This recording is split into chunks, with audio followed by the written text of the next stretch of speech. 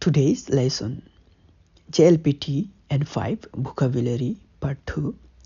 Learn 10 useful Japanese words with meanings and example sentences. Hon, book, boy. Kuruma,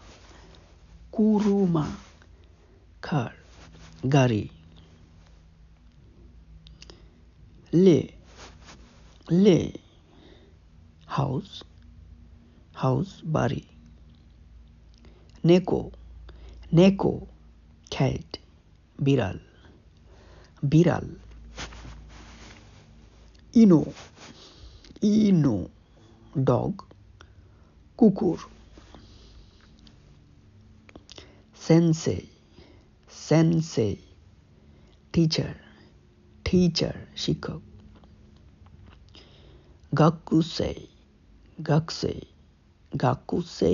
gakusei, student, ছাত্র. tabemono, food, খাবার. nomu, to drink, পান করা. ikimasu, to go, যাওয়া.